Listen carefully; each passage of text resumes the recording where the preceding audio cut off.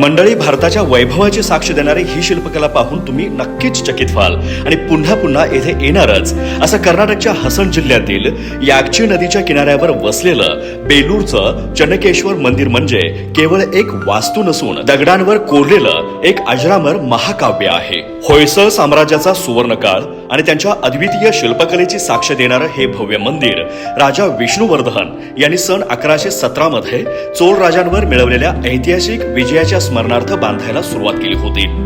या मंदिराचं संपूर्ण बांधकाम झाल्यानेच याला प्रवेशासाठी गोपूर बांधण्यात आलं। मंदिराच्या आवारात पाऊल ठेवताच तुमचे डोळे तिथल्या भिंतींवर खिळून राहतात। आज जगभरात पाहायला मिळणाऱ्या दर्पण सुंदरी आणि मोहिनी रूपाच्या मूर्तींचं मूळ रूप इथेच कोरलेल्या शिल्पाकृतींचं आहे। इतकंच नाही तर दागिन्यांवरील आणि बांगड्यांची नक्षीकामं आज आपण पाहतोय ती इथल्या नक्षीकामांची कॉपी आहेत।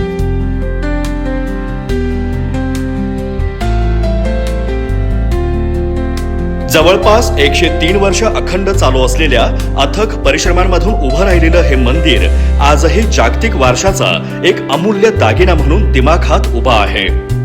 मंदिराच्या गर्भगृहात विराजमान असलेली भगवान विष्णूंची म्हणजेच चन्नकेशव यांची मूर्ती मोहिनी रूपातील असून अत्यंत देखणी आणि विलोभनीय आहे, ज्यांच्या दर्शनाने मनाला एक अद्भुत शांतता लाभते आणि म्हणूनच याला युनेस्कोच्या जागतिक वारसा स्थळांचा दर्जा मिळाला आहे। जर तुम्ही अद्याप या शिल्प वैभवाला भेट दिली नसेल तर भारताचा हा दैदिप्यमान इतिहास आणि कलेचा हा अद्भुत चमत्कार जवळून अनुभवण्यासाठी बेलूरला नक्की भेट द्या।